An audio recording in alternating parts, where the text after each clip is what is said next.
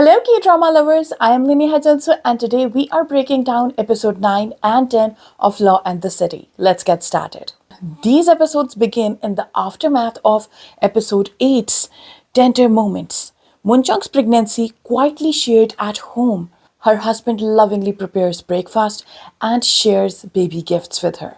Sang-hee receives a heartfelt pen, a gift from his thankful student. Mun-jeong takes up a case originally assigned to Joo-hyung.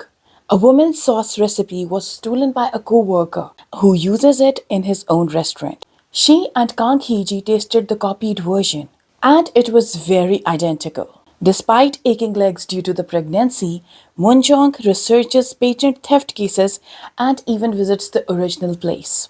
In court, she wins, and the fans call it a rare win of working class justice. If we talk about Ann's supportive transformation, Joo-hyung brings Mun-jeong a snack, helps her prepare documents, and advises on self-defense case involving a child. He started as cold and logical. Now he shows real compassion in caring for others. Whoever comes to him, he is now always helping and giving them really good advice that shows how much of good lawyer he is, that everyone, even the boss, is coming to him for advices. Then there's another case in the episode of a child who was injured by a peer and shows no remorse because he was bullied by the victim. Joo-hyung argues that it is self-defense.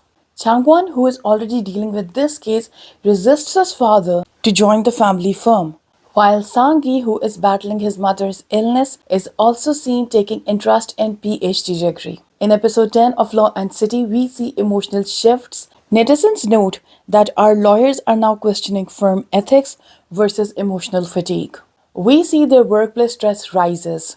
Mun-jeong is having difficulty in her pregnancy and her maternity leave, and Sang-hee is seen coping with grief.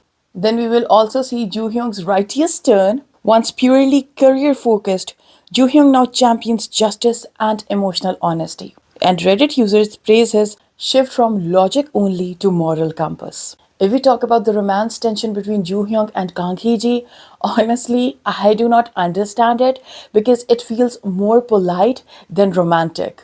Also, Mun-jeong is seen in bed, sweating and in pain due to pregnancy, and then we see her going to the hospital. In episode 10, Ahn Jun-hyeong finds himself at odds with his CEO, highlighting a deep clash between personal values and workplace expectations. Ahn wrestles with a moral conflict torn between his own beliefs and the pragmatic demands of his role.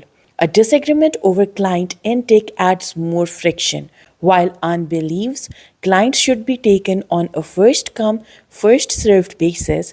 His boss argues for handling both sides of a conflicting case, sparking mounting tension. As the episode progresses, we witness Ahn fulfilling his responsibilities while inwardly struggling with the leadership he's required to follow. The internal discord between two lawyers, rooted in differing professional ethics, begins to impact the dynamics of the entire firm, suggesting that even greater turmoil could be on the horizon.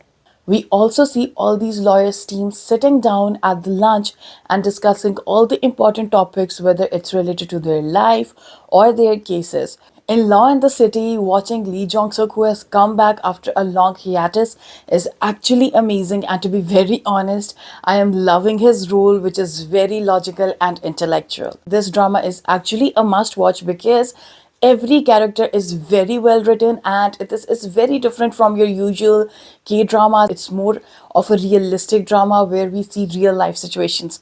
The preview for episode 11 hints at more emotional depth. We see Ahn take on a case involving an elderly man who can't afford legal fees. During a moment of quiet solidarity, Mun-jeong joins him, silently supporting his decision. When asked if he pities the man, Ahn is left speechless, caught in a moment of introspection that reveals he is still coming to terms with his evolving principles. Meanwhile, Kang Hee-ji tackles a tough case centered on an older woman accused of murder.